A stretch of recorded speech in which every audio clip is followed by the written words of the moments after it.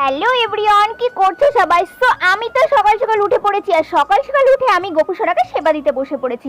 মা যাই রোজ হাঁটতে, সেখান থেকে প্রচুর প্রচুর ফুল নিয়ে আসছে। আমি গোপুসোনাকে স্নান করিয়ে তারপর ধূপকাঠি প্রদীপ জ্বালিয়ে গোপুসোনাকে এবার সেবা দিয়েছি। সবাই বলো Radhe Radhe. Hello guys, welcome back to my channel. কেমন আছো সবাই? তোমাদের ভালোবাসা, আমি তো অনেক ভালো আছি। সো গুড মর্নিং সবাইকে।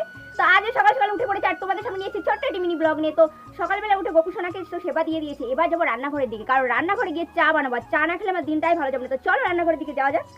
ওয়েট বন্ধুরা, তোমাদের ফার্স্ট পয়লা বৈশাখ কেমন কাটলো? আমার তো প্রতিদিন যেভাবে কাটে সেভাবেই কেটেছে। তোমাদের কেমন কাটলো অবশ্যই কিন্তু আমাকে জানিও। ওয়েট বন্ধুরা, আমার কাছে আজকের দিনটা খুব স্পেশাল হতে চলেছে। কারণটা কি জানো?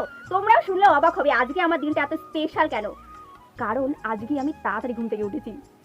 নিজের কর্ম নিজেকেই করে খেতে হবে। সো যেমন ভাবা তেমনি কাজ। চলে এসেছি রান্না করে চা বানিয়ে নিচ্ছে। আর দেখো চা আমার সাথে এতটা বেইমানি করলো। চা গেছে ফুরিয়ে, আমার কপালে আর কি কি আছে আমি জানি না। সো বাবা খায় না চা, আমার জন্য আর মায়ের জন্য চা ঢেলে নিয়েছি। এরপর মাকেও দিয়ে দিয়েছি। তাহলে শুধু চা খেলে চলে? চায়ের সঙ্গে মুড়ি আর বিস্কিট না হলে আমার তো দিন কাটবে না। তো দেখো চাটা মোটামুটি ভালো হয়েছিল, খারাপ বলবো এমন না। আমি পারি, মোটামুটি শিখিয়ে দিলে সব কাজই পারি। দেখেছো, কাছের মানুষগুলোই বেইমানি করে, এই তার জলজান্ত প্রমাণ। এরপর দেখো চা খেতে খেতে মায়ের তো নিরামিষ কমপ্লিট। সকালে গেছিল বাবা বাজারে, সেখান থেকে মাছ এনেছে। আর এটা কি শাক বন্ধুরা অবশ্যই কিন্তু কমেন্ট করে জানিও। তো আলু ছুলতে ছুলতে মায়ের সঙ্গে গল্প করে নিচ্ছিলাম। দেখো মায়ের এখনো রান্না হয়নি, তরকারি রান্না হয়ে গেছে বলে আমি বাটিতে বেড়ে নিয়েছি। আর এদিকে দেখো তেঁতুলের আচার আর লঙ্কা, আমার তো এখনই জিভে জল চলে এসেছে। হ্যাঁ, তারই সঙ্গে রয়েছে বেগুন ভাজা, পটল ভাজা, আলু ভাজা। ওতে আমি আমার থালাটা ভালোভাবে সাজিয়ে নিচ্ছি। ফার্স্টে বেগুন ভাজা দিচ্ছি, আলু ভাজা, আর এই যে আমার পটল ভাজা। দেখো পটলের পোয়াটা পুরো একদম কেটে গেছে, কি বলবো। মায়ের তো ভাত রান্না করা কমপ্লিট হয়ে গেছে।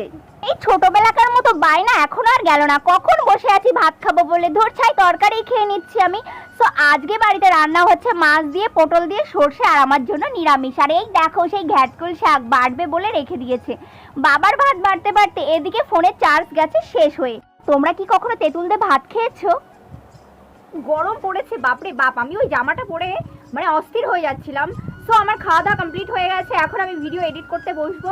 আর তোমাদের যদি আমার ভিডিও ভালো লাগে অবশ্যই লাইক কমেন্ট শেয়ার করে আমার পাশে থেকো।